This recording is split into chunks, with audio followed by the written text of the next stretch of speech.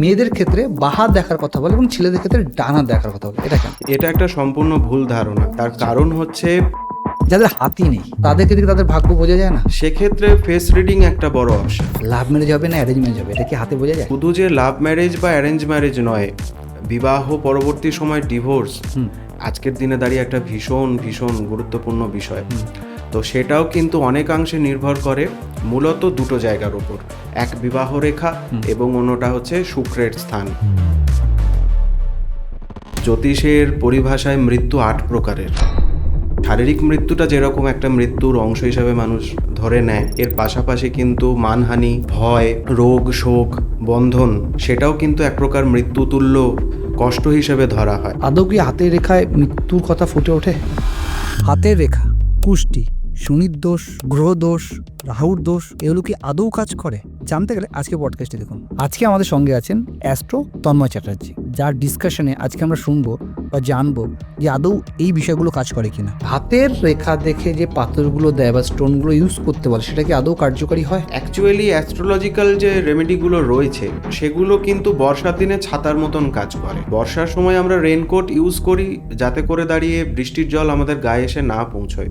তা বলে কি এটা হয় যে বৃষ্টি বন্ধ হয়ে যায়? পুষ্টির দশা, এই দশার ভূমিকা কি? কথায় বলতে গেলে 10,000 রাজত্ব তার। কুষ্টিতে যেরকমই যোগ থাকুক না কেন, সমস্ত প্রকার যোগকে উপেক্ষা করে ফলদানে সক্ষম কিন্তু দশা। রাহুর দশার পজিটিভ এবং নেগেটিভ এফেক্টগুলো কি? রাহুর দশায় যদি কেউ শৃঙ্খলা জীবনে ধরে রাখতে পারে তাহলে কিন্তু তার সাফল্য কেউ আটকাতে পারে না। ভাগ্য না পরিশ্রম, কোনটা বেশি শক্তিশালী? অবশ্যই ভাগ্য। তার কারণ ভাগ্য না থাকলে আপনি পরিশ্রম করতে পারবেন না। জ্যোতিষ শাস্ত্রের মাধ্যমে মৃত্যুকে আটকানো যায়?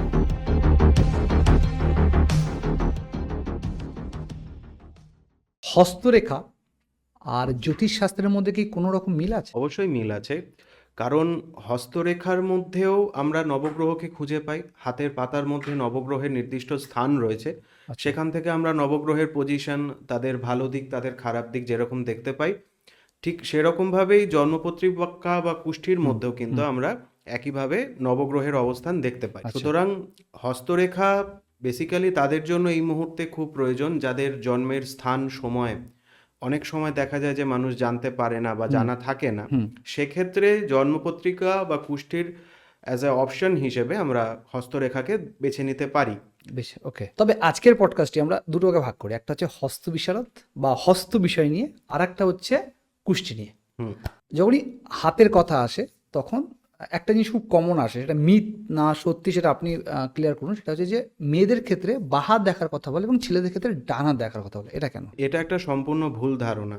তার কারণ হচ্ছে মানুষ যে হাত দিয়ে সব থেকে বেশি কাজ করে মূলত সেই হাতটাই দেখা দরকার পড়ে। কিছু কিছু ক্ষেত্রে কিছু মানুষ বাঁ হাতের ওপর বেশি নির্ভরশীল থাকে, সেক্ষেত্রে তাদের বাঁ হাত বিচার করা প্রয়োজন।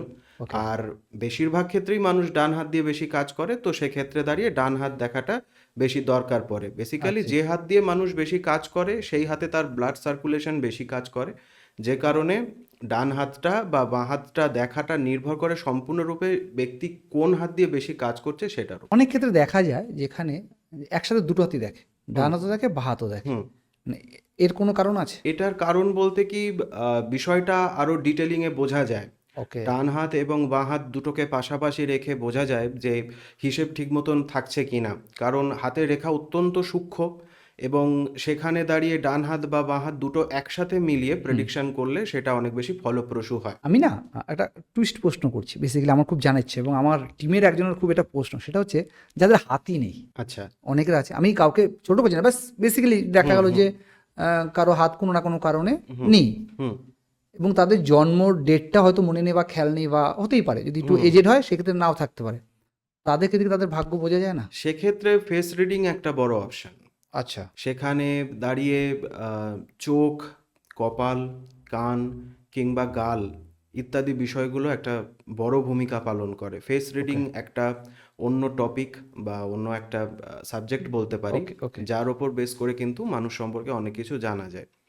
সেক্ষেত্রে হাতের যদি অপশান নাও থাকে কিংবা তার জন্মপত্রিকা নাও থাকে, তবুও কিন্তু ফেস রিডিংয়ের মারফত অনেক ইনফরমেশন ব্যক্তি সম্পর্কে জানা যায়। মানে তাদেরও জানার অপশন রয়েছে সবার জন্যই। অবশ্যই অবশ্যই। আচ্ছা, আর একটা মানে টুইস্ট প্রশ্ন, সেটা হচ্ছে অনেক মানুষের দেখা যায় যে হাতে রেখাই কম থাকে, মানে তাদের ভাগ্যটাও কম আর কি, এরকম কোনো বিষয় কি? না সেরকম মানে আমি কিন্তু পুরোটাই মজার ছলে বলছি, কারণ এরকম না অনেক কিছু দেখায়, যেহেতু আপনি হস্তরেখা বিশারদ, তো সেই ক্ষেত্রে কিন্তু এই প্রশ্নগুলো আমাদের জাস্ট কোয়ারি হিসেবে বলতে পারেন, মানে যে অবশ্যই। অনেক মানুষের প্রশ্ন থাকে, আর বেসিক্যালি আমাদের টিমে একজন আছেন যিনি এগুলো মানে না, আচ্ছা। এবং তার এই ধরনের প্রশ্ন থাকে যে দাদা আমি হাত দিয়ে কী করবো, যাদের হাতে রেখাই থাকে না তারা কী বা তাদের ভাগ্য নেই, হুম। তার মানে তাই তো। তো আমি আপনাকে কাছে পেয়ে আজকে আমার এই প্রশ্ন সবার আগে মনে আস। হাতের রেখার মধ্যে অনেকগুলো রেখা থাকে। আচ্ছা, এবার মোটামুটিভাবে সেক্ষেত্রে হয়তো একটা বা দুটো রেখা মিসিং থাকতে পারে, ওকে।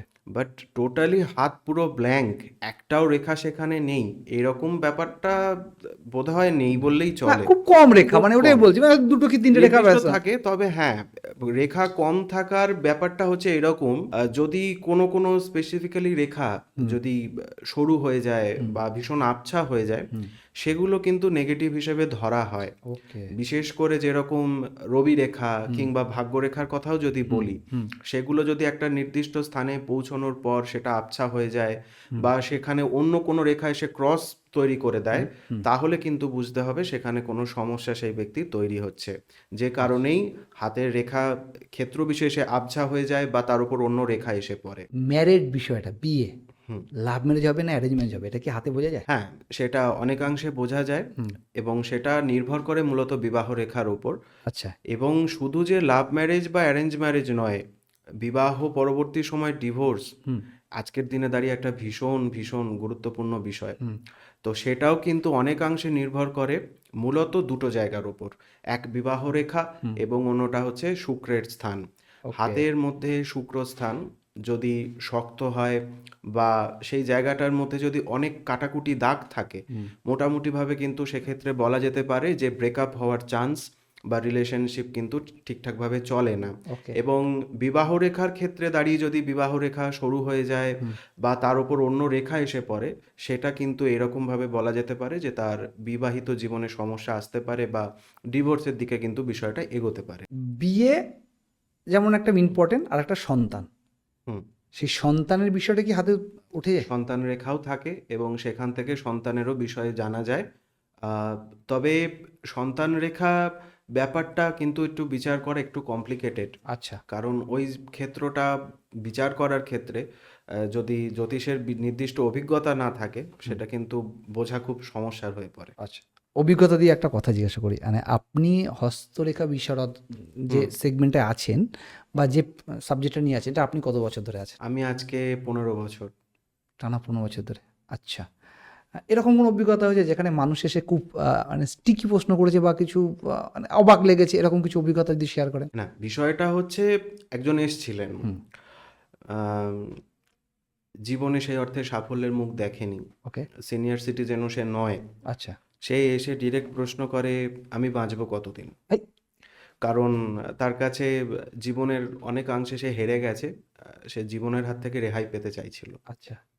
কিন্তু মানুষ এটা বোঝে না, জ্যোতিষের পরিভাষায় মৃত্যু 8 প্রকারের। কীরকম? সেখানে শারীরিক মৃত্যুটা যেরকম একটা মৃত্যুর অংশ হিসাবে মানুষ ধরে নেয়, এর পাশাপাশি কিন্তু মানহানি, ভয়, রোগ, শোক, বন্ধন, ইভেন যদি আমরা বলি জেল, সেটাও কিন্তু এক প্রকার মৃত্যুতুল্য কষ্ট হিসেবে ধরা হয়। তো জ্যোতিষের পরিভাষায় মৃত্যু বলতে শুধুমাত্র কিন্তু শরীরী মৃত্যু নয়, ওকে। আয়ু রেখা নির্দিষ্ট স্থানে নামার পর হয়তো দেখা যায় যে সেখানে সে এন্ড হয়ে যায় বা তার উপর অন্য কোনো রেখায় সে ক্রস করে যায়, সেটা মানুষকে এটাই বোঝায় যে সেই সময়টাতে সেই বয়সের হিসেবে তার মৃত্যুতুল্য কষ্ট তার জন্য অপেক্ষা করছে। আচ্ছা। কিন্তু অনেক ক্ষেত্রে মানুষ এটা বুঝতে পারে না, ভাবে যে শুধুমাত্র আয়ুরেখার নির্দিষ্ট স্থানে পৌঁছানোর পর যদি হারিয়ে যায় তার মানে হয়তো সেখানে তার মৃত্যু নেমে আসছে। আচ্ছা। জ্যোতিষের পরিভাষায় কিন্তু মৃত্যু মানে শুধুমাত্র শরীরী মৃত্যু যে তা নয়, তার সাথে আরো 7 প্রকারের মৃত্যুতুল্য কষ্ট ইনক্লুড থাকে। তো ওই ক্লায়েন্টকে আপনি বা ওই যিনি এসেছিলেন তাকে আপনি কিভাবে ডিল সেক্ষেত্রে করেন? দাঁড়িয়ে আমি তাকে বললাম, জীবনে হতাশা আসাটা খুব স্বাভাবিক। আচ্ছা। জীবনে সব কিছুর প্রয়োজনীয়তা আছে। হয়তো মানুষ যন্ত্রণার সময়টাতে এটা ভেবে ফেলে যে তার হয়তো আর কিছু করার মতন অপশান নেই, কিন্তু বিধাতা বলি বা সময় বলি সবাইকেই একটা না একটা সময় ঘুরে দাঁড়ানোর সময় দেয়। একদম। তো সেই সুযোগটাকে কাজে লাগানো প্রয়োজন। যখন সেই মানুষটা এরকম একটা কথা এসে বলে, তখন আমার নিজেরও ব্যক্তিগতভাবে খুব খারাপ লেগেছিল। কিন্তু দেখলাম যে তার বয়সের হিসেব অনুযায়ী মাত্র 2-1 বছর বাদ সময় থেকেই তার ভাগ্যের কিন্তু উন্নতি রেখা সেখানে স্পষ্ট দেখাচ্ছিল। আচ্ছা। এবং তাকে আমি বলি যে একটু পেশেন্স ধরে রাখতে। অনেকটা সময় হয়তো সে যন্ত্রণার মধ্যে দিয়ে কাটিয়েছে, কিন্তু হোপলেস না হয়ে আরেকটু সময় অতিবাহিত করতে। এবং পরবর্তী সময় কিন্তু সে এসে বলে গেছে যে তার ভাগ্যের উন্নতি হয়েছে। তো ধৈর্যটা একটা বড় পার্ট। জীবনে যখনই দুঃসময় আসুক না কেন, সে সময় ধৈর্য একটা বড় ভূমিকা পালন করে। আপনি যেমন তাকে তার সময়টা ধৈর্য ধরতে বলেছিলেন, এই সময়ের পরিপ্রেক্ষিতে বলি, অনেক বাচ্চা মানুষ যারা বাচ্চা হয়, কিডস, হুম তাদেরও হাত থাকে। হুম তাদের হাতে রেখা দেখে কি তাদের ভাগ্য বিচার করা সম্ভব? হ্যাঁ, সম্ভব। কিন্তু ব্যাপারটা হচ্ছে কি, যেরকম কুষ্টিতে আমরা দেখতে পাই দশা অন্তর্দশার বিষয় থাকে, হুম সেই রকমভাবে কিন্তু হাতের রেখাও হুম 5 বছরের মানুষের যে মানুষটির হাতের রেখা দেখা হলো হুম। এবং 15 বছর বয়সে গিয়েও যে তার হাতের রেখা একই থাকবে, বিষয়টা কিন্তু একেবারেই তা নয়। একদমই, আমি সেটাই বলতে চাইছি, কারণ সময়ের সাথে সাথে হাতের রেখা হাতের রেখা বদলায়। বদলায়। তো আপনি সেভাবে তার ভাগ্য কিভাবে নির্ধারণ মানে বলতে পারছেন আর কি? তার কারণ হচ্ছে কি, সেক্ষেত্রে দাঁড়িয়ে যখন সময় অতিবাহিত হয়ে যায়, একটা হুম নির্দিষ্ট সময় অন্তর হাতের রেখা বদলায় হুম এবং তার পজিশন চেঞ্জ হয়। হুম এবং সেখান থেকে বোঝা যায় যে তার জীবনের গতি প্রকৃতি সেটা কোন দিকে যাচ্ছে বা হুম। কোন দিকটা তার জন্য ভালো। ওকে, হাতের রেখা আমাদের কি কি বলতে পারে বেসিক্যালি? যদি আমি একটা ছোট, আপনি বললেন যে ভাগ্য বা আদার্স পয়েন্টগুলো বলা যায়, মানে একটা বেসিক মানুষ, ধরুন আমি যদি আমার কথা বলি, আমি আমার হাতের রেখা থেকে কি কি বিশ্লেষণ করতে পারি নিজে? হাতের রেখা থেকে মান সম্মান, সাফল্য, অর্থ, ভাগ্য, শারীরিক অবস্থা এবং তার মানসিক স্থিতিশীলতা, আচ্ছা। তার পাশাপাশি তার বিবাহ সম্পর্কিত বিষয়, তার শরীর স্বাস্থ্য সম্পর্কিত বিষয়, ইভেন তার জমি জায়গা রিলেটেড ব্যাপারও কিন্তু হাতের মধ্যে ইন্ডিকেট করে। আপনি কিছুক্ষণ আগে বললেন যে হাতের রেখা বদলায়, ঠিক আছে, সেটা কেন? তার কারণ হচ্ছে কি, জন্মপত্রিকা যদি আমরা দেখি, সেখানেও কিন্তু দেখা যায় যে জন্মপত্রিকা বা কুষ্টিতে নবগ্রহের যে অবস্থান থাকে, সেটা কিন্তু মানুষের আমৃত্যু একই থাকে। ওকে। কিন্তু দশা অন্তর্দশা পাল্টায়, বিংশোত্তরী বা অষ্টোত্তরী যাই বলি না কেন, মহাদশার অন্তর্গত বিভিন্ন অন্তর্দশা আসে। আচ্ছা। ঠিক সেরকমভাবেই অন্তর্দশা যেরকম কুষ্টিতে পরিবর্তন হয়, হাতের রেখার ক্ষেত্রেও কিন্তু দাঁড়িয়ে ব্যক্তি হয়তো একই থাকে, হাতটাও একই থাকে, কিন্তু রেখাগুলো পাল্টায়। কুষ্টিতে যেরকম দশা অন্তর্দশার প্রকারভেদ আমরা দেখতে পাই, ঠিক সেরকমভাবে কিন্তু হাতের মধ্যেও সেটা লক্ষণীয়। আপনি বললেন যে আপনার কাছে একজন ক্লায়েন্ট এসেছিলেন যিনি তার মৃত্যু জানতে চেয়েছিলেন যে হুম। কবে হবে। আদৌ কি হাতের রেখায় মৃত্যুর কথা ফুটে ওঠে? মৃত্যুর কথা ফুটে ওঠে বলতে মৃত্যুতুল্য কষ্টকে বোঝায়। আচ্ছা। আগেই বললাম যে জ্যোতিষের পরিভাষায় মৃত্যু কিন্তু শুধুমাত্র শারীরিক মৃত্যু নয়, ওকে। সেখানে আরও 7 রকমের মৃত্যুর বিবরণ রয়েছে। বেসিক্যালি মৃত্যু বলতে এখানে মৃত্যুতুল্য কষ্টকে বোঝানো হয়েছে, সেগুলো বোঝা যায় হাতের সেগুলো রেখায়? বোঝা যায়। আচ্ছা, আয়ু রেখা বলে আমাদের হাতে একটা রেখা থাকে, হুম যেখানে অনেকের কাছে শুনেছি আমরা, বা আমি শুনেছি, যেখানে হচ্ছে সেখানে আয়ু বোঝা যায় যে আমি কতদিন বাঁচবো। হুম এটা কি আদৌ সত্যি? এটা সম্পূর্ণ অনুমান সাপেক্ষ একটা হ্যাঁ। ব্যাপার। আচ্ছা। কারণ আদৌ সত্যি বলাটা হয়তো সেই অর্থে ভুল হবে। হুম। কারণ আবারও বলছি, রেখার কিন্তু পরিবর্তন হয়। আচ্ছা। কয়েক বছর অন্তর যদি আমরা দেখি, হুম। তাহলে তো কিন্তু দেখবো হাতের রেখা ক্রমশ পরিবর্তনের দিকে এগোয়। ওকে।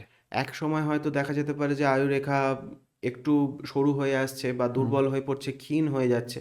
হুম হয়তো মানুষ ভাবতে পারে যে আমার তার মানে সময় আগত। হুম হুম। কিন্তু একেবারেই তা নয়। হয়তো দেখা গেল মাস খানেক বা মাস দুয়েক বা কিছু সময় পরে সেই রেখাটা নতুন করে হয়তো আবার মোড় মানে নিচ্ছে। সেটা হতে পারে। সেটা আচ্ছা, হতে তার পারে। মানে হাত দেখে প্রেডিকশন করাটা সেটা কিন্তু সবসময় যে অ্যাকুরেট হবে সেটা ঠিক না। না। সময়ের সাথে চেঞ্জ হতে পারে, তাই তো? আচ্ছা, একজন ধনী ব্যক্তি বা একজন মধ্যবিত্ত বা নিম্ন মধ্যবিত্ত ব্যক্তি যদি তাদের হাতের বিচার করা হয়, তবে মেইন কোন রেখাগুলোকে বোঝা যায়? মানে মানে ধন- কোন রেখার মাধ্যমে বোঝা যায় যে এই হাতটা একজন ধনী ব্যক্তির, এই হাতটা একটা মধ্যবিত্ত বা নিম্ন মধ্যবিত্ত ব্যক্তির হাত? হাতের রেখার মধ্যে কিছু কিছু বিশেষত্ব থাকে। যেমন? বিশেষত ভাগ্যরেখা হুম এবং রবি রেখা, হুম। এই দুটো রেখা বিশেষ এক্ষেত্রে গুরুত্বপূর্ণ ভূমিকা পালন করে। আচ্ছা। ধনী এবং গরিব মানুষের হাতের রেখার মধ্যে এই দুটো তারতম্য বিশেষভাবে লক্ষ্য করা যায়। ওকে। এছাড়াও কিছু কিছু স্পেশাল সাইন থাকে, কিরকম? যেরকম স্টার, হুম মিন অর্থাৎ মাছের মতন একটা হুম সাইন থাকে, হুম প্লাস বক্স হুম একটা সিম্বল থাকে। হুম এই রেখা মানে রেখার পাশাপাশি এই যে সিম্বলগুলো রয়েছে, হুম। এইগুলো যদি হাতের মধ্যে স্পষ্টভাবে লক্ষণীয় হয়, ওকে। তাহলে কিন্তু নিঃসন্দেহে বলা যায় যে সে ব্যক্তি অর্থনৈতিক দিক থেকে অন্তত জীবনে চূড়ান্ত সাফল্যের দিকে এগোচ্ছে। আচ্ছা, হাতের রেখা দেখে যে পাথরগুলো দেয় বা স্টোনগুলো ইউজ করতে বলে, সেটা কি আদৌ কার্যকারী হয়? অবশ্যই কার্যকরী হয়, ওকে। কিন্তু ব্যাপারটা হচ্ছে এটা মাথায় রাখতে হবে, ডাক্তারি শাস্ত্রেও ওষুধের সাথে পথ্য বলে একটা বিষয় যুক্ত থাকে। এরকম? ওষুধ পথ্য আমরা শুনেছি। হ্যাঁ। পথ্য মানে কিছু সিস্টেম।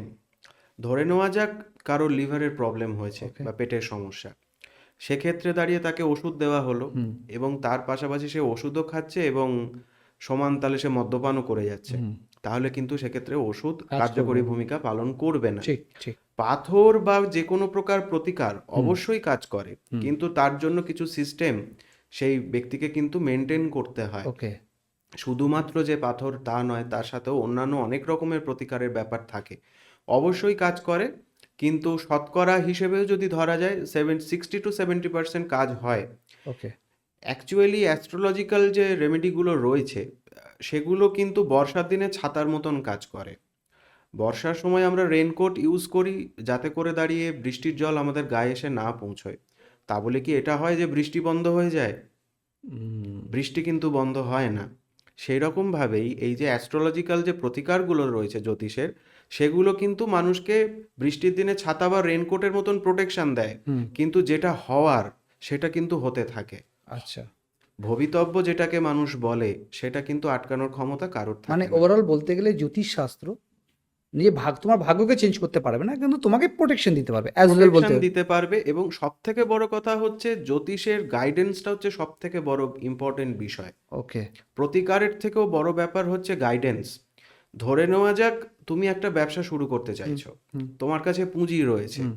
এবার হয়তো তোমার কুষ্ঠি বা তোমার হস্তরেখা অনুযায়ী লোহার ব্যবসা হয়তো তোমার জন্য লাভজনক, হুম। কিন্তু তুমি সেখানে তুলোর ব্যবসার দিকে এগোচ্ছ। তাহলে যেটা হওয়ার সেটাই হবে, তুলোর ব্যবসায় অ্যাজ ইউজুয়াল তুমি লস রান করবে। ওকে। কিন্তু সেই ক্ষেত্রে দাঁড়িয়ে তুমি যদি জানতে পারো যে না, লোহার ব্যবসা বা অন্য, এটা একটা উদাহরণ হিসেবে না, বললাম, একদম একদম। যে লোহার ব্যবসা আমার জন্য লাভজনক হতে পারে, সেটা যদি তুমি জেনে যাও এবং সেই বুঝে তুমি এগোতে পারো, তাহলে তুমি অবশ্যই সাফল্যের দিকে এগোবে। মূলত গাইডেন্সটাই, বা কোন পথটা আমার জন্য ভালো, কোন পথটা আমার জন্য ঠিক নয়, এটাই হচ্ছে জ্যোতিষের মূল বিষয়। জ্যোতিষশাস্ত্রের একটা বড় পার্ট হচ্ছে পুষ্টি বিচার, হুম। যেটা দিয়েই সম্পূর্ণ জীবনের ভাগ্য, খারাপ ভালো সবকিছু সব বোঝা নির্ভর যায়। করে। তো আমার বক্তব্য যে কুষ্টি দেখে হুম। আদৌ কি নিজের ভাগ্য জানা যায়? হ্যাঁ, অবশ্যই জানা যায়। কিরকম ভাবে? ভাগ্য জানা যায় থেকেও বড় কথা এইটা জানা যায় যে কোন পথে এগোলে আমি আমার সৌভাগ্য প্রাপ্তি ঘটবে। ওকে। আচ্ছা। রাস্তাটা জানা যায়, আচ্ছা। এবং চলতে আমাকেই হবে। চলতে তোমাকেই হবে। ওকে। কারণ উইদাউট এনি পরিশ্রম কিছুই জীবনে কিছু প্রাপ্তি ঘটে না, এবং পরিশ্রম একটা মানুষ কতটা করতে পারবে বা আদৌ তার মধ্যে পরিশ্রমের ইচ্ছে আসবে কিনা, সেটা কিন্তু ভাগ্যের ওপর নির্ভরশীল। ওকে। নিজের কুষ্টি বিচারের সময় নিজের ছক দিয়ে কোন গ্রহ আমার জন্য শুভ, কোন গ্রহ অশুভ, সেটা আমি কিভাবে জানবো, এবং কোন গ্রহগুলো থাকলে আমি বুঝবো যে হ্যাঁ, আমার জন্য শুভ? মূলত জ্যোতিষশাস্ত্রের কোণ বলে একটি বিষয় হয়। আচ্ছা। কেন্দ্র এবং কোণ, হুম। এই দুটো বিষয় বিশেষ গুরুত্বপূর্ণ ভূমিকা রাখে কুষ্টি বা জন্মপত্রিকার ওকে। ক্ষেত্রে। কোণপতিদেরকে সবসময় শুভ বলে ধরা হয়। হুম। এটা যে কেউ দেখতে পারে, তার জন্মপত্রিকায় লগ্ন বলে যে ঘরটি ইন্ডিকেট করা থাকে, সেখান থেকে ঘড়ির কাঁটার বিপরীতে 1 2 3 4 এরমভাবে যদি আমরা এগোই, হুম। তাহলে লগ্নকে 1 নম্বর ঘর ধরে তার পঞ্চম ঘর এবং তার নবম ঘর, হুম। অর্থাৎ লগ্ন, পঞ্চম এবং নবম, হুম। এই যে তিনটে ঘর আমরা দেখতে পাবো, হুম। সেই তিনটে ঘরের মালিক যে গ্রহ বা অধিপতি যে গ্রহ, সে গ্রহগুলো কিন্তু আমাদের জন্য সবসময় শুভ। ওকে। একটা উদাহরণ হিসেবে বলা যায়, ধরে নেওয়া যাক কারো লগ্ন মকর। হুম। মকর লগ্নের মালিক শনি, এ কথা আমরা সকলেই জানি। ঠিক। মকর লগ্নের পঞ্চম স্থান অর্থাৎ বৃষ রাশির যে ঘর, সেই ঘরের মালিক বা অধিপতি গ্রহ শুক্র, এবং নবম ঘর কন্যা, সেখানকার অধিপতি গ্রহ বুধ। অর্থাৎ এর থেকে আমরা বুঝতে পারলাম যদি কারোর মকর লগ্ন হয়, তাহলে মকর লগ্নের ব্যক্তির ক্ষেত্রে শনি, বুধ এবং শুক্র, এই তিনটি গ্রহ অবশ্যই শুভ ফলদায়ক। আচ্ছা, মানে কেউ যদি একটু রিসার্চ করে বা নিজের ব্যাপারে জানতে চায়, তবে ইজিলি এগুলো জানা জানা সম্ভব। যায়। জ্যোতিষশাস্ত্র অনুযায়ী কোনো গ্রহই শুভ নয়, কোনো গ্রহই অশুভ নয়, সেটা ব্যক্তির কুষ্ঠির ওপর নির্ভর মানে করছে, স্থান, বেসিক্যালি তার কোন স্থানে বসে আছে সেইটার ওপর সেটার উপর নির্ভর নির্ভর করছে। করে। ওকে। যদি কারোর লগ্নপতি শনি হয়, শনির নাম শুনলে অনেকেই ভয় ভয় পায় পায়, গ্রহের ঠিক ঠিক নাম ঠিক শুনলে, ঠিক। কিন্তু যদি কারো লগ্নপতি শনি হয় বা লগ্নপতি নাও যদি ধরি, হুম তুলা লগ্নের কথাও যদি বলি, হুম তুলা লগ্নের তো অধিপতি গ্রহ শুক্র, হুম। কিন্তু তুলা লগ্নের চতুর্থ এবং পঞ্চম ভাবের মালিক শনি। ও সেক্ষেত্রে দাঁড়িয়ে কিন্তু তার মানে আমরা বুঝতে পারছি যে তুলা লগ্নের জাতক বা হুম জাতিকার জন্য হুম। শনি রাজযোগকারক গ্রহ। আচ্ছা। যে গ্রহের নাম শুনলে মানুষের মনে এত ভয়ে বাসা বাঁধে, হুম। এক্ষেত্রে কিন্তু আমরা দেখতে পুরো পাচ্ছি উল্টো। পুরো উল্টো বিষয়। ঠিক সেরকমভাবে মঙ্গল শব্দটা বা মঙ্গল গ্রহের সম্পর্কে আমরা যেটুখানি জানি, মঙ্গল যে সবার জন্য মঙ্গলজনক তা কিন্তু নয়। হুম। মঙ্গলেরও কিছু কিছু কুষ্টির ওপর নির্ভর করছে, সেক্ষেত্রে কিন্তু মঙ্গল নেগেটিভ ভূমিকাও পালন পালন করে। করে করে। আচ্ছা, যখনই জন্মপত্রিকা বা কুষ্টির কথা আসে তখন একটা মোস্ট ইম্পর্টেন্ট ওয়ার্ড আসে, হচ্ছে দশা। হুম কুষ্টির দশা, হুম। এই দশার ভূমিকা কি? কথায় বলতে গেলে 10,000 রাজত্ব তার। আচ্ছা। কারণ কুষ্টিতে যেরকমই যোগ থাকুক হুম না কেন, হুম সমস্ত প্রকার যোগকে উপেক্ষা করে হুম। ফলদানে সক্ষম কিন্তু দশা। আচ্ছা। একটা আমারই একজন ক্লায়েন্ট এসেছিল হুম এরকম, তার হুম। কথাই বলছি। ছেলেটা মাঙ্গলিক, ছেলেটির জন্মপত্রিকায় কালসর্প যোগ রয়েছে আচ্ছা। এবং শনি সাড়ে সাথী চলছে, বাপ, যে তিনখানা সমস্যা কার্যত মানুষকে শেষ করে একেবারে দেয়। শেষ করে দেওয়ার দিকে এগিয়ে দেয়। অথচ তার কুষ্ঠির মধ্যে তুঙ্গস্থ শুক্রের মহাদশা শুরু হয় এবং মাত্র 3 মাসের মধ্যে হুম। তার জীবন শূন্য থেকে তুলে 100-এ পৌঁছে দেয়। যার এত তিনটে তিনখানা কঠিন অবস্থা মেজর মেজর থাকালীন। প্রবলেম, সেগুলোকে সবকটাকে উপেক্ষা করে তাকে 0 থেকে 100-এ পৌঁছে দেওয়ার ক্ষমতা রাখলো একটি গ্রহের দশা। সুতরাং এই কারণেই বললাম যে দশা যার রাজত্ব তার। আচ্ছা। যে কোনো প্রকার অশুভ যোগ সমস্ত কিছুকে উপেক্ষা করে দিতে পারে যদি একটা শুভ গ্রহের দশা মানুষের জীবনে আসে। আবার আচ্ছা। একই রকমভাবে যদি কুষ্টিতে রাজযোগ থাকে, হুম। তারপরেও যদি নিচস্ত্র গ্রহের যদি দশা শুরু হয়, মানুষের জীবনে কিন্তু সংঘর্ষ ভীষণ মাত্রায় বেড়ে যায়। সেক্ষেত্রে কোনো ভালো যোগ কিন্তু মানুষের কুষ্টিতে কাজ করতে পারে না।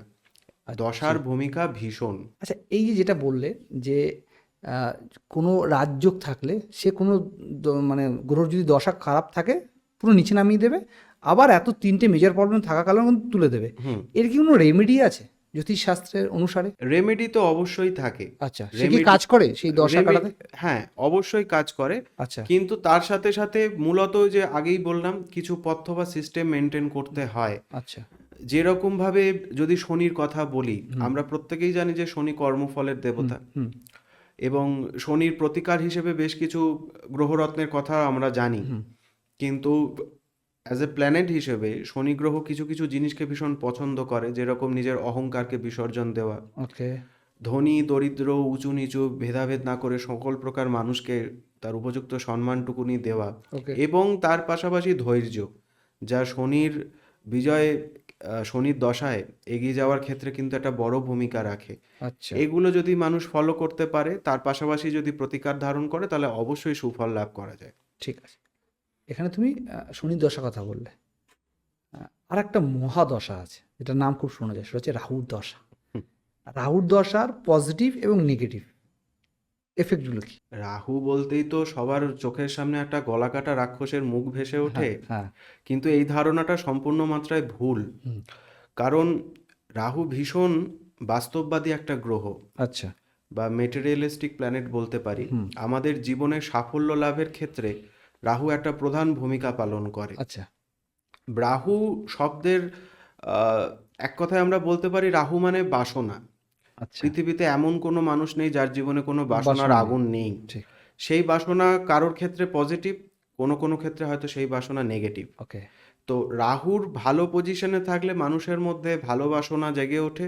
রাহুর যদি স্থিতি খারাপ থাকে জন্মপত্রিকা বা কুষ্টিতে, তাহলে কিন্তু তার মধ্যে নেগেটিভ ব্যাপারগুলো বেড়ে ওঠে। ওকে।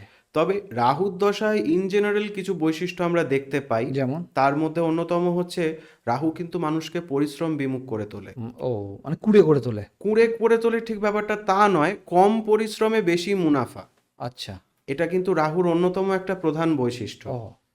এবং তার পাশাপাশি ঝুঁকিপূর্ণ কাজের দিকে মানুষকে এগিয়ে নিয়ে যায়। রাহুর দশায় অনেক ক্ষেত্রে দেখা যায় ভীষণ জেদের মাত্রা বেড়ে যায় এবং জেদকে হাতিয়ার করে মানুষ ঝুঁকিপূর্ণ কাজের দিকে এগোয়।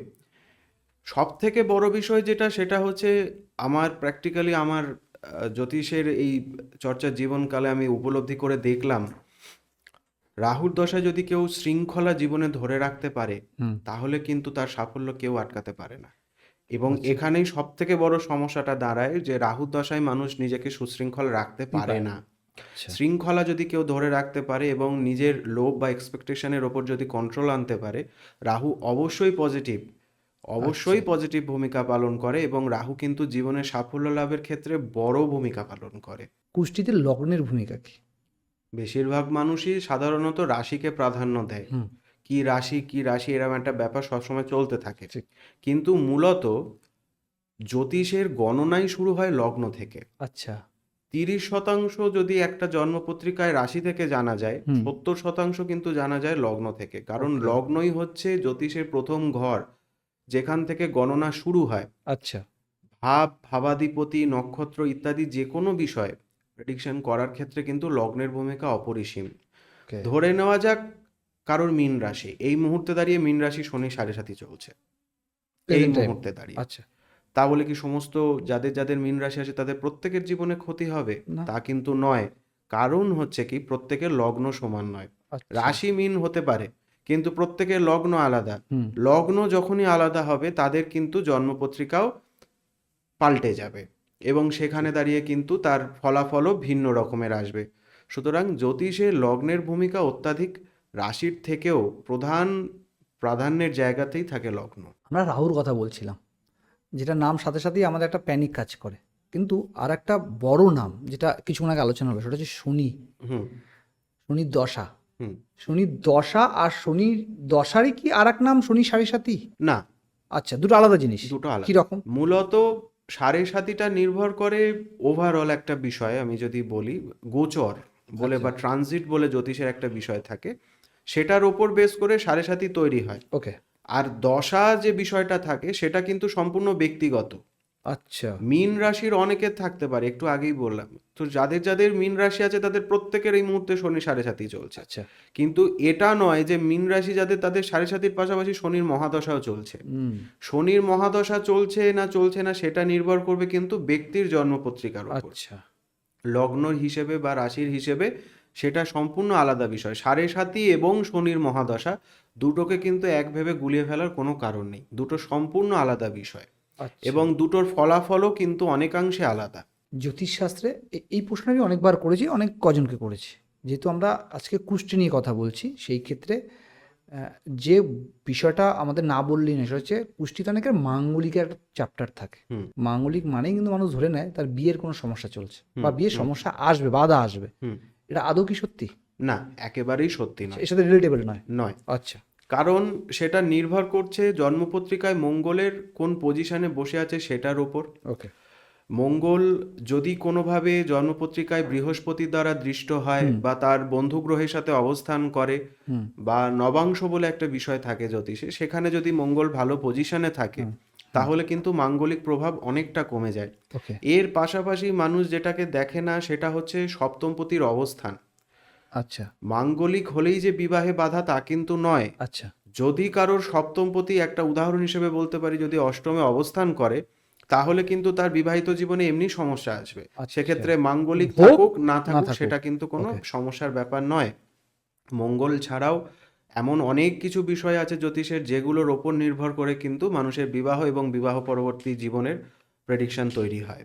মাঙ্গলিক মানে কখনোই বিবাহে বাধা, এ কথা একেবারেই সত্যি নয়। আচ্ছা, তা মাঙ্গলিক আদৌ কোন এফেক্টে কাজ করে, পজিটিভ না নেগেটিভ? মাঙ্গলিকের পজিটিভ দিক বেশি মানুষ জানে না, সেই কারণে আজ পজিটিভ দিকগুলোর কথাই বলবো। একদম, মাঙ্গলিকের অনেকগুলো পজিটিভ দিক আছে। প্রথম কথা, এরা ভীষণ উদ্যমী হয়, হুম হুম এরা ভীষণ মাত্রায় উদ্যমী হয় হুম। এবং এদের মধ্যে একটা সততার কিন্তু ভাব থাকে, মাঙ্গলিক অবশ্যই যারা থাকে। থাকে। ওকে। ওকে। এবং এরা নিজের নিয়ন্ত্রণে থাকা মানুষজনদের হুম। প্রোটেক্ট করতে নিজের সর্বোচ্চ সীমা অতিক্রম করতে ভয় পায় না। এতটাই পাওয়ার থাকে। এতটাই এদের মধ্যে কিন্তু এই সমস্ত পজিটিভ দিকগুলো থাকে। আচ্ছা। মাঙ্গলিক মানুষ যারা জীবনে সাফল্য পেয়েছে, এইরকম যদি শতকরা হিসেব দেখা যায়, বেশিরভাগ মানুষই কিন্তু মাঙ্গলিক।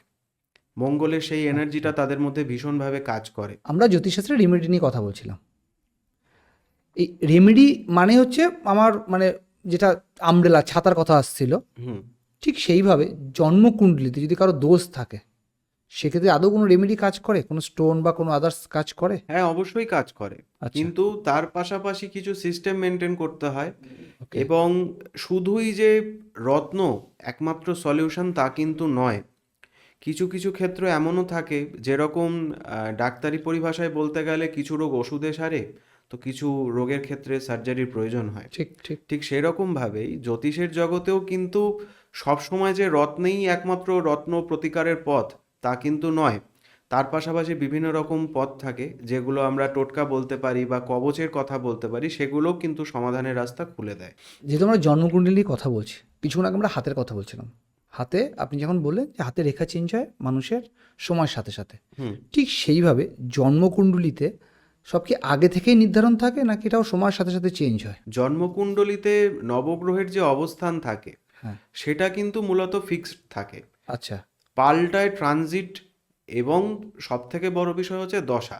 আচ্ছা। কোনো ব্যক্তি যদি বৃহস্পতির দশা নিয়ে জন্মায়, এমন তো হতে পারে না যে সে আমৃত্যু বৃহস্পতির দশার মধ্যে দিয়েই যাবে। হুম। সেক্ষেত্রে দাঁড়িয়ে বৃহস্পতির মহাদশা একটা নির্দিষ্ট সময় পর শেষ হয়ে যাওয়ার পর তার শনির দশা শুরু হয়। আচ্ছা। 19 বছর শনির দশা এন্ড হয়ে যাওয়ার পর আমরা জানি বুধের দশা শুরু হয়। ওকে। অর্থাৎ দশার পরিবর্তন হয়, কিন্তু জন্মপত্রিকায় জন্মকালীন যে গ্রহের অবস্থান থাকে সেটা কিন্তু পরিবর্তন হয় না। তার মানে জন্মকুণ্ডলিতে যে সিচুয়েশন আসে সেটা কিছু কিছু ক্ষেত্রে চেঞ্জ হয়। হুম। তো আমি যদি এক কথায় একটা প্রশ্ন করি, যে মানুষের ভাগ্য কি আদৌ পরিবর্তন হয়? ভাগ্য অবশ্যই পরিবর্তন হয়। ভাগ্য পরিবর্তন হয়, তার কারণ হচ্ছে সেটা নির্ভর করে, তো আগেই বললাম, দশা এবং গ্রহের সংযোগের ওপর। কারণ আমরা প্রত্যেকেই জানি যে পরিশ্রম ছাড়া সাফল্য সেটা জীবনে পরিশ্রম আসে আসবে না। না। এটা খুবই সত্যি কথা। হুম। কিন্তু কেউ পরিশ্রম করবে কি না সেটাও কিন্তু সম্পূর্ণরূপে নির্ভর করে তার ভাগ্যের ওপর। আচ্ছা। সুস্থ স্বাভাবিক মানসিকতা এবং শারীরিক অবস্থান থাকা সত্ত্বেও হুম। কিছু মানুষ কিন্তু পরিশ্রম বিমুখ হয়ে থাকে, সেটাও কিন্তু তার ভাগ্যেরই পরিহাস। যেহেতু আমাদের পরিশ্রমের কথা আসছে, সেই ক্ষেত্রে মানে জ্যোতিষশাস্ত্র অনুসারে ভাগ্য না পরিশ্রম কোনটা বেশি শক্তিশালী? অবশ্যই ভাগ্য। তার কারণ ভাগ্য না থাকলে আপনি পরিশ্রম করতে পারবেন না, আপনার ইচ্ছেটাই আসবে না। আচ্ছা। পরিশ্রমের যে ইচ্ছে সেটা নির্ভর করে আপনার ভাগ্যের ওপর। ঠিক। কেউ দেখা যায় যে জীবনে হয়তো একবার পরাজিত হয়, কিন্তু সে বারবার চেষ্টা করতে থাকে। এই যে চেষ্টা করার জন্য যে তার যে মানসিক যে উদ্যম, সেটা কিন্তু নির্ভর করে তার ভাগ্যের ওপর। আচ্ছা, মানে আবার বেসিক্যালি অ্যাজ ইউজুয়াল বলতে গেলে যে আমাদের ভাগ্য ফার্স্ট প্রায়োরিটি, তারপরে পরিশ্রম। অবশ্যই মানে তাই। পরিশ্রম করে কেউ তার ভাগ্য চেঞ্জ করতে পারবে না, কিন্তু যদি ভাগ্যে থাকে তার পরিশ্রম করে চেঞ্জ করতে হবে। যদি ভাগ্যেই না থাকে সে পরিশ্রম করেও চেঞ্জ সে করতে পারবে না। পারবে না। আচ্ছা। কারণ সমাজের দিকেও যদি আমরা তাকাই, এরকম অনেক নিদর্শন আমরা দেখতে পাবো যারা হয়তো অনেক বেশি পরিশ্রমী, হুম কিন্তু তারা সেই অর্থে সাফল্যের মুখ দেখতে পারে না। হুম। অথচ এমন অনেক দৃষ্টান্ত রয়েছে যারা সেই অর্থে হয়তো পরিশ্রমী নয়, কিন্তু তারা অনেকাংশে এগিয়ে রয়েছে। সেটা Okay. সম্পূর্ণরূপে নির্ভর করে কিন্তু তার ভাগ্যের ওপর। পরিশ্রমই সবসময় যদি সাফল্যের চাবিকাঠি হতো, তাহলে তো একটা মানে হাসির হিসেবে বলাই যায় যে গাধা প্রাণীদের মধ্যে সে শ্রেষ্ঠত্বের শিরোপা পেত, কিন্তু সেটা তো সে পায় না, পায় সিংহ। ঠিক। কারণ তার নির্দিষ্ট কিছু গুণাবলী রয়েছে অবশ্যই তার জন্য। Okay. এটা বলার একটাই কারণ, পরিশ্রমী যে সবসময় সাফল্যের চাবিকাঠি হবে এমনটা কিন্তু নয়। আচ্ছা। সেটা নির্ভর করে ভাগ্যের ওপর। আচ্ছা, একই রাশি হওয়া সত্ত্বেও দুজন মানুষের ভাগ্য দুরকম হয় কেন? তার কারণ প্রত্যেকের জন্মপত্রিকা প্রত্যেকের থেকে আলাদা। রাশি হয়তো এক হতে পারে, কিন্তু জন্মপত্রিকা শুধুমাত্র রাশির ওপর নির্ভরশীল বিষয় নয়। আচ্ছা। এখানে লগ্নের ভূমিকা থাকে, তার পাশাপাশি দশার ভূমিকা থাকে, এবং নক্ষত্রের ভূমিকা থাকে। সব মিলিয়ে এই কারণেই আমরা দেখতে পাই যে একই রাশি হওয়া সত্ত্বেও কিন্তু একাধিক মানুষের, যদি আমরা দুজন মানুষেরও উদাহরণ হিসেবে দেখি, সেক্ষেত্রে দাঁড়িয়ে দুজন মানুষের মধ্যে কিন্তু কোনো মিল বিশেষ খুঁজে পাওয়া যায় না, আচ্ছা। বা দুজনের ভাগ্য একরকমের হয় না। সেটা সম্পূর্ণরূপে নির্ভর করে জন্মপত্রিকার অন্যান্য বিষয়গুলোর ওপর। লগ্ন, তার অন্যান্য যে সমস্ত বিচার্য বিষয়গুলো আছে, ভাব, ভাবাধিপতি, নক্ষত্র, এবং সব থেকে বড় কথা দশা, ওকে। সেটার ওপর অনেকাংশে নির্ভরশীল। কারো সুদিন আসছে বা কারো দুর্দিন আসছে, সেটা কি হস্তে রেখা অনুসারে বা জন্মছক বা কুণ্ডলী অনুসারে কি আগে থেকে বোঝা সম্ভব? হ্যাঁ, সেটা কিরকম বোঝা ভাবে? সম্ভব। কারণ যখন কোনো বড় মহাদশা শুরু হয়, হুম। তার প্রভাব কিন্তু তার শুরু হওয়ার কিছুদিন আগে থেকে বা কিছু মাস আগে থেকে কিন্তু উপলব্ধি করা যায়। আচ্ছা। যেরকম একটা উদাহরণ দিতে পারি, রাহুর দশার ক্ষেত্রে এটা অনেক ক্ষেত্রে লক্ষ্য করা যায়, তা বলে যে সব ক্ষেত্রে তা নয়। শিশুদের ক্ষেত্রে, ছোটদের ক্ষেত্রে রাহুর দশা শুরু হওয়ার আগে থেকে কিন্তু তাদের পড়াশুনোর মধ্যে মনোযোগ অনেকাংশে কমে যায়। আচ্ছা। অবশ্যই সেটা রাহুর স্থিতির ওপর নির্ভর করে জন্মপত্রিকায়, কিন্তু ওভারঅলভাবে বলতে গেলে রাহুর নিয়ন্ত্রণে যখন কোনো শিশুর মহাদশা শুরু হয়, তখন কিন্তু তার আগে থেকেই তার পড়াশোনায় কিন্তু অমনোযোগিতা লক্ষ্য করা যায়। আচ্ছা।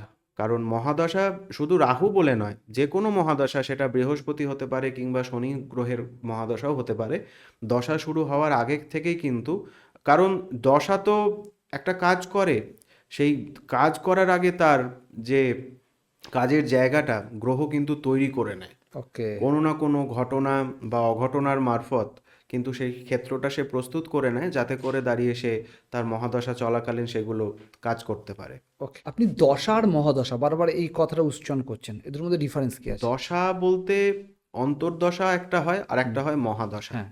মহাদশা এবং অন্তর্দশা বিষয় দুটো সম্পূর্ণ আলাদা। কিরকম?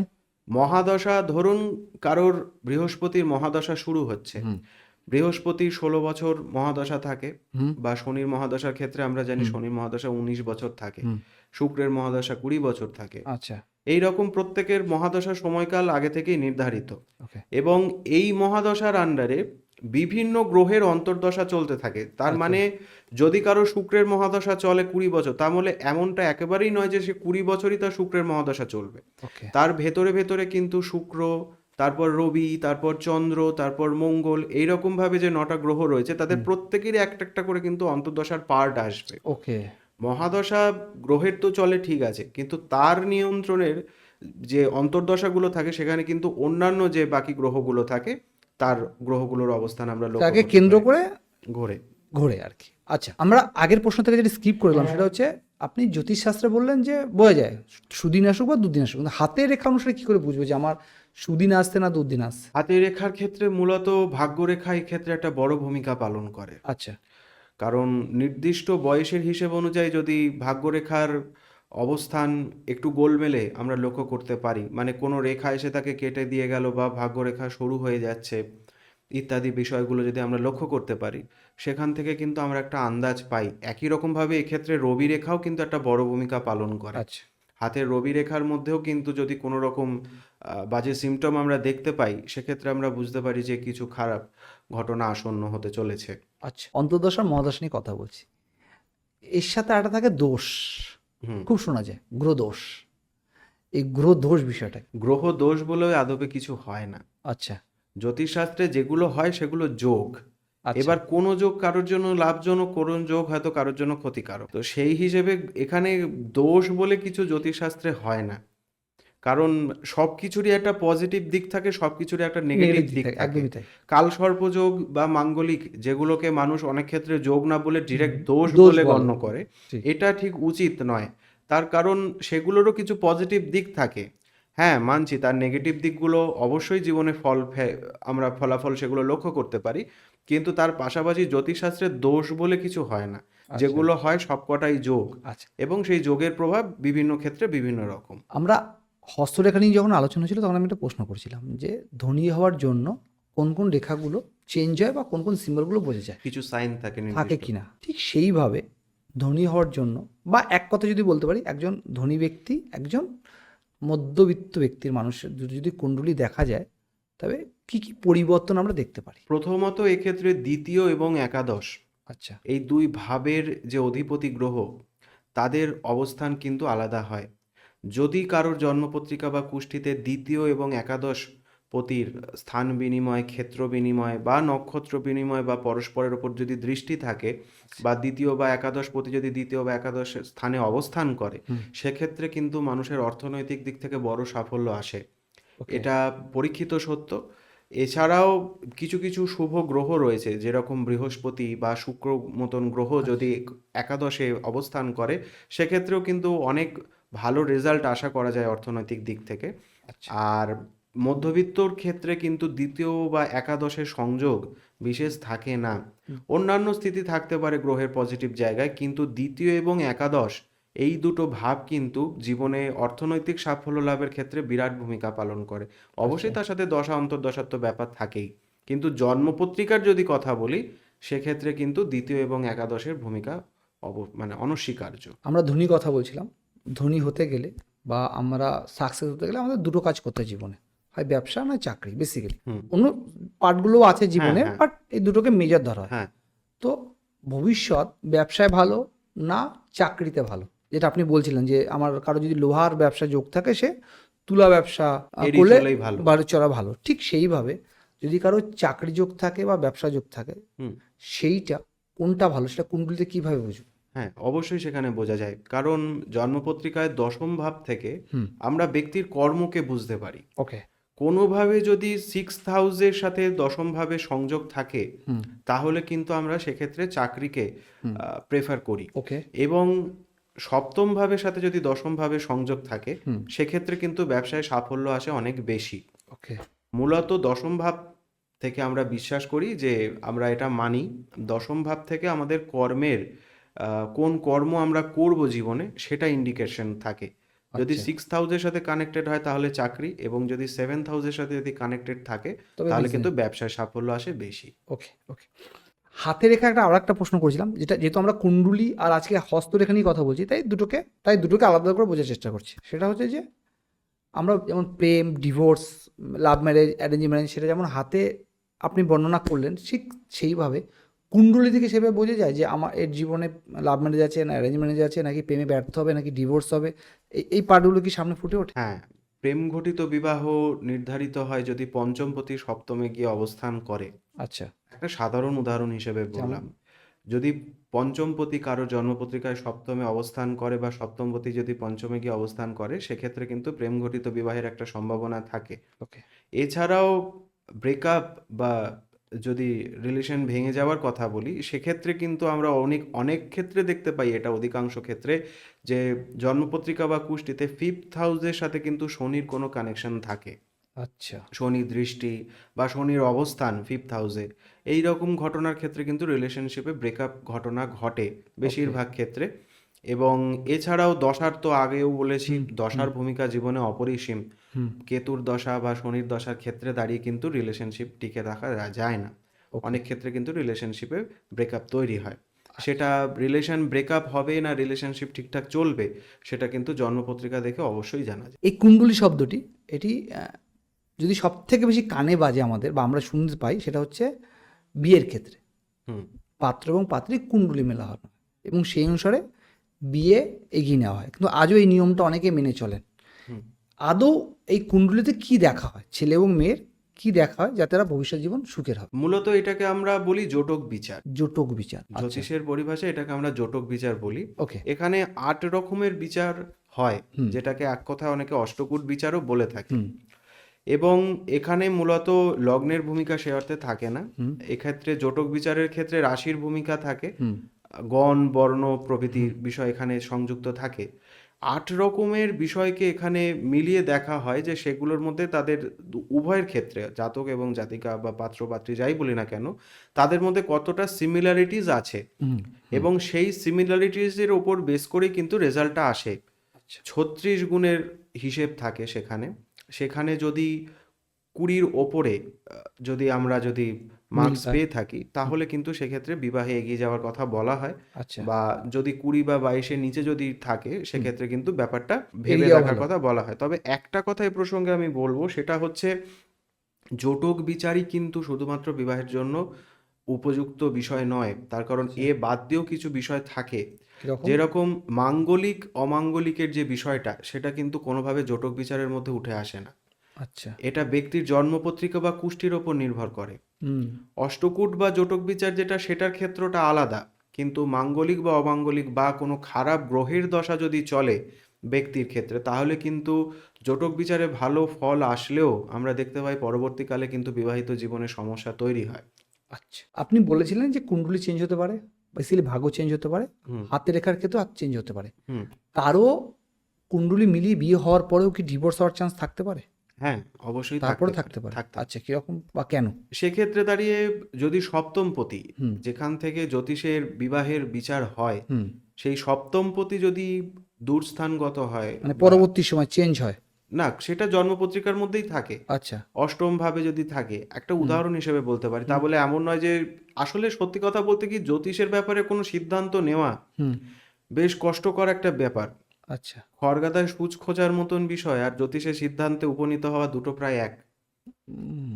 কোনো আহ, নির্দিষ্ট থিওরির ওপর বেস করে জ্যোতিষে কিন্তু প্রেডিকশন করা যায় না। তবে মানুষ আপনাদের কাছে যায় কেন? তার কারণ সেখানে দাঁড়িয়ে নির্দিষ্ট কোনো সিদ্ধান্তের ওপর বেস করে জ্যোতিষের প্রেডিকশন করা যায় না, সেটা আগেই বললাম। হুম। যেরকম পৃথিবীতে 700 কোটি মানুষ হুম। যদি ধরে নেওয়া যায়, প্রত্যেকের শরীরী অবয়ব প্রায় একই রকম, ঠিক। নারী পুরুষ ভেদে, হুম। কিন্তু প্রত্যেকের জীবনের মান আলাদা, প্রত্যেকের চিন্তাধারা আলাদা, প্রত্যেকের ডিএনএ আলাদা। ঠিক ঠিক। ঠিক সেরকমভাবেই 9টা গ্রহের ওপর বেস করে কিন্তু পৃথিবীতে প্রত্যেকটা মানুষ তৈরি হয়েছে। প্রত্যেকেরই জন্মপত্রিকা আলাদা হুম। এবং প্রত্যেকের ব্যক্তিত্ব আলাদা, প্রত্যেকের জীবন আলাদা। হুম। সুতরাং জ্যোতিষের সিদ্ধান্তে উপনীত হওয়া কিন্তু যথেষ্ট কষ্টকর। কষ্টকর ঠিক বলবো না, এখানে অনেক রকমের সূত্র জড়িয়ে যায়। এখানে সিদ্ধান্তে আসা বেশ এখানে কেমিস্ট্রির ব্যাপার অনেকটা চলে আসে। ওকে। এর গ্রহদের মধ্যে বিভিন্ন রসায়ন থাকে। এখানে আমরা দেখতে পাই যে জ্যোতিষের দুটো টিম রয়েছে নবগ্রহের, আচ্ছা। এবং তাদের মধ্যে মিত্রতা, তাদের মধ্যে শত্রুতার সম্পর্ক রয়েছে। অ্যাজ ইউজুয়াল যখন কোনো একই ঘরে দুটো অপোজিট গ্রহ বসে যায়, তখন কিন্তু সেই ঘরের মধ্যে একটা নেগেটিভিটি তৈরি হয়। আর মানে সেটা জীবনের যে কোনো সময় আসতে পারে। সেটা কিন্তু ওভারঅল জীবনে ফল তো দেয়, হুম। মাত্রা বেড়ে যায় যখন দশা অন্তর্দশার খেলা শুরু হয় তখন, সেটা কি বা ট্রানজিটে। সেটা কি কুণ্ডলী থেকে আগে বিচার করা সম্ভব? হ্যাঁ, এই রকম ভাবেই বলা যায়। যেরকম ভাবে আমরা অনেক সময় অ্যাক্সিডেন্টের প্রেডিকশন করে থাকি যে এই সময় থেকে এই সময়কাল সাবধানতার সাথে চলতে হবে। আচ্ছা। তার কারণ জন্মপত্রিকায় যদি কোনো একটা নেগেটিভ দুটো গ্রহ একত্রে বসলো, তার ধরুন একটা অ্যাক্সিডেন্ট হবে, এটা আমরা বুঝতে পারি। কিন্তু এরম তো হতে পারে না যে সারা জীবন সে অ্যাক্সিডেন্ট হতে থাকবে প্রত্যেক দিন। না না। সেটা তখনই হবে যখন দশা অন্তর্দশার মধ্যে সেই গ্রহের মহাদশা বা অন্তর্দশা আসবে, ওকে। বা ট্রানজিট বা গোচরকালীন সময় যদি আমরা দেখতে পাই যে দুটো গ্রহ কোনোভাবে একত্রিত হচ্ছে, তখন কিন্তু সেই অ্যাক্সিডেন্টের ব্যাপারটা অনেকটা চান্স বেড়ে যায়। আচ্ছা আচ্ছা, একটা ছোট বাজখানা প্রশ্ন করি আপনাকে, একটু বোকা বোকা টাইপের, কারণ প্রশ্নটা শোনার পর সবাই বলে আমি বোকা বোকাই প্রশ্ন করছি। সেটা হচ্ছে, জ্যোতিষশাস্ত্রের মাধ্যমে কোনো রেমেডির মাধ্যমে মৃত্যুকে আটকানো যায়? মানুষ জন্ম নেওয়ার পরে যে জিনিসটা তার সাথে জন্ম নেয় সেটা হচ্ছে মৃত্যু। একদম। মৃত্যু হচ্ছে জীবনের অবশ্যম্ভাবী পরিণাম, এ ব্যাপারে কোনো সন্দেহ না। নেই। কাজেই মৃত্যুকে আটকে দেওয়া, এ কথা যদি কেউ বলে তাহলে সে মিথ্যে কথা বলবে, কারণ মৃত্যুকে আটকানো সম্ভব নয়। কারণ আমাদের তবে একটা কথাই আছে, জন্ম মৃত্যু বিয়ে তিন তিন বিধাতা বিধাতা নিয়ে। নিয়ে। একদম। সুতরাং মৃত্যুকে আটকানো অসম্ভব। আমরা জানি যে মানে এ প্রসঙ্গে পুরাণের প্রসঙ্গ চলে আসে যে মেঘনাদের ক্ষেত্রেও রাবণ এরকম একটি প্রচেষ্টা চালিয়েছিল, কিন্তু আলটিমেটলি হয়নি। না। ঠিক ঠিক। সুতরাং মৃত্যুকে আটকানো সম্ভব নয়, কিন্তু মৃত্যুর দিকে যাতে আমরা এগিয়ে না যাই, বা বিপর্যয়ের দিকে বা শেষ হওয়ার দিকে যাতে আমরা এগিয়ে না যাই, আমরা সেই দিকে আমরা ফোকাস করলে মনে হয় আমাদের ভালো। তার কারণ মানুষ একটা ভুল করে, সেটা হচ্ছে কি, যখন ভালো সময় চলে তখন মানুষ কোনো কিছুকে গ্রাহ্য করে না। একদমই তাই। একদম গ্রাহ্য করে না, এবং যখন খারাপ সময় শুরু হয় বা যখন খারাপ ঘটনা ঘটে যায়, সে মুহূর্তে এসে জ্যোতিষের দ্বারস্থ হয়। ঠিক। তো আগে থেকে কিছু প্রিপারেশন যদি আমরা মেনটেন করতে পারি বা কিছু যদি গাইডেন্স ফলো করতে পারি, তাহলে কিন্তু দাঁড়িয়ে আমাদের জীবনে যে দূর সময় আসার যে বিষয়টা থাকে, সেটা থেকে কিন্তু আমরা অনেকটা দূরে অবস্থান করতে পারি। ঘটনা ঘটে যাওয়ার পর সেখান থেকে বেরিয়ে আসা, আর ঘটনা যাতে দুর্ঘটনা না ঘটে তার আগে থেকে তার প্রিপারেশন নিয়ে চলা, দুটো কিন্তু সম্পূর্ণ আলাদা বিষয়। হ্যাঁ, একদমই যেটা বললেন, মৃত্যুকে তো কোনোভাবে আটকানোই যায় না। মানে বিষয়টা এরকম যে আমরা ভালো সময় না ঈশ্বরকে চিনি না, জ্যোতিষশাস্ত্র কাউকেই চিনি না, তখন তো আমরা রাজা, যে কোনো ব্যক্তি যে যখন পিক সময় থাকে। কিন্তু যখনই মানুষের জীবনে সমস্যা, সে যে আপনার বললে 7 রকম মৃত্যু হয়, 8 রকম মৃত্যুকে নিয়ে আমি মৃত্যুকে বাদই দিলাম, পুরো 7 রকম। হ্যাঁ, মৃত্যুর তুল্য আরও 7 রকম যে সমস্যাগুলো, তখন কিন্তু আমরা ঈশ্বরের দ্বারস্থ হই বা জ্যোতিষশাস্ত্রের দ্বারস্থ হই, এবং সেখান দিয়ে দাঁড়িয়ে আপনার শুধু প্রোটেকশনটা দিতে পারেন যে হ্যাঁ, সমস্যাটা ঘটবে কমার বেশি। যেমন যদি কারো একটা পুরো হাত যাওয়ার কথা থাকে, হয়তো সেটা আঙুলের উপর দিয়ে গেল, এই প্রোটেকশনটা করা যেতে পারে, কিন্তু এর থেকে বেশি কিছু না, আমরা এমন কিছু বলতেও পারি যাতে করে দাঁড়িয়ে যদি ব্যক্তি, আবারও বলছি, গাইডেন্সটা এখানে মূল বিষয়। ওকে। যদি দুর্ঘটনা ঘটে সেক্ষেত্রে যদি আমরা গাইডেন্স নিয়ে রাখতে পারি তাহলে কিন্তু অনেকাংশে কমে যায়। ওকে। এবং এই যে ঈশ্বরের প্রসঙ্গটা বললে, জ্যোতিষের পাশাপাশি যে ঈশ্বরের কথাটা আসলো, জ্যোতিষের উৎপত্তি তো বেদ থেকে, একদমই এবং বেদ কে রচনা করেছে, বেদের কি বৃত্তান্ত সেটা আমরা কম বেশি সবাই জানি। ঠিক। বেদের আরেক নাম স্বরাঙ্গ, যার 6টা অঙ্গ, তাকে আমরা বেদ বলে জানি। তো সেই 6টা অঙ্গর মধ্যে একটি অঙ্গ জ্যোতিষ, অর্থাৎ এই জ্যোতিষশাস্ত্র কিন্তু ঈশ্বরেরই সৃষ্ট, এবং এখানে দাঁড়িয়ে কর্মফল এবং ব্যক্তির পরিশ্রম দুটো বড় ভূমিকা পালন করে। ঠিক। ঈশ্বরের নির্দেশেই জ্যোতিষ তৈরি, এবং জ্যোতিষ কোনো ব্যক্তির কেন্দ্রিক বিষয় নয়, না না না, একদমই না। একেবারেই নয়। এবং আগে থেকে এই কথাটা আমি মনে করি মেনে চলা প্রয়োজন, যে যখন ভালো সময় চলে তখনও কিন্তু অন্ততপক্ষে জ্যোতিষীর নিকটবর্তী কোনো যদি ভালো জ্যোতিষের পরামর্শ নেওয়া যায় তাহলে কিন্তু মানুষ ঠিকঠাকভাবে চলতে পারে, এবং সেই গাইডেন্স অনুযায়ী যদি কেউ চলতে পারে তাহলে কিন্তু তার জীবনে আঘাতপ্রাপ্তি যদি থাকেও সেটা কিন্তু অনেকাংশে রিমুভ হয়ে যায়। মানে বেসিক্যালি একটা গাছ খুব ভালো ফল দিচ্ছে, তাকে যদি আমরা আরেকটু যত্ন করি, পরিচর্যার মধ্যে রাখতে পারি, তাহলে সেটা আরো বাড়বে, লং টার্ম পর্যন্ত এগোবে। বাট ভালো দিচ্ছে তবুও আমি নর্মালি তাকে রাখছি, গাছ পরিষ্কার করছি না, তো আমাকে তো স্বাভাবিক একটা টাইম পর সে ঝরে পড়েই যাবে। তো বলা হলো বিষয়টা হচ্ছে এরকম। আপনি বললেন আপনারা অনেক কিছু বলতে পারেন জাস্ট কিছুক্ষণ আগে।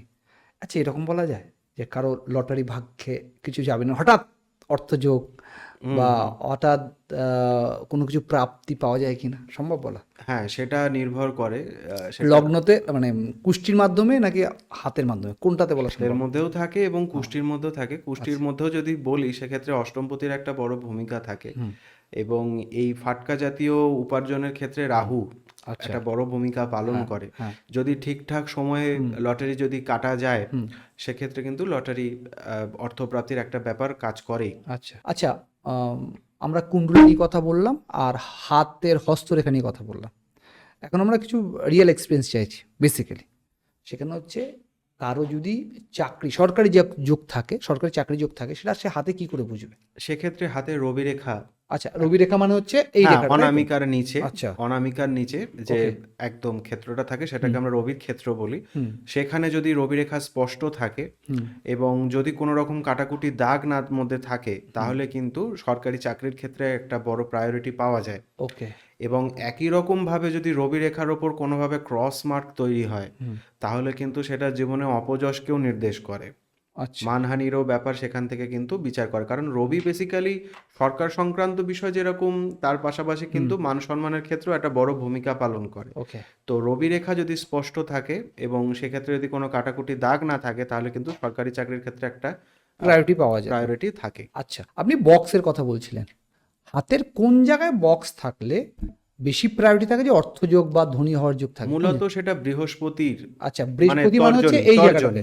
আচ্ছা, ওকে। তর্জনীর নিচে বা বৃহস্পতির ক্ষেত্র যেটা আমরা বলি, সেখানে যদি এই বক্স সিম্বলটা থাকে অনেক সময় চতুষ্কোণের মতন, তাহলে কিন্তু জীবনে অনেক সুযোগ সুবিধা প্রাপ্তি ঘটে ব্যক্তির। আচ্ছা, বৃহস্পতি তো নৈসর্গিক শুভগ্রহ, সেই হিসেবে তার নিচে যদি এরকম চৌকো আকৃতির বক্স সিম্বল থাকে তাহলে কিন্তু মানুষের জীবনে অনেক রকম সুযোগ সুবিধার পাশাপাশি বেশ কিছু উপকারী মানুষের সাথে কিন্তু তার সংযোগ ঘটে, যার মারফত তার জীবনে এগোনোর ক্ষেত্রে পথ অনেকটা প্রশস্ত হয়। আচ্ছা, সঙ্গে আর একটা রেখা থাকে, সেটা হচ্ছে বিজনেসের জন্য, যে আমার হাতে, যেমন আপনি বললেন সরকারি চাকরির যোগ, ঠিক ওর সাথে যদি কারো বিজনেস কারো হাতে আছে কিনা সে কিভাবে বুঝবে? সেটাকে আমরা বাণিজ্য রেখা অনেক সময় বলি, যেটা ভাগ্য রেখার মানে হাতের নিচ থেকে কিন্তু কার্যত শুরু হয়। আচ্ছা, মানে এখান থেকে শুরু হয়, হ্যাঁ, এইভাবে যাবে একদম। ওকে।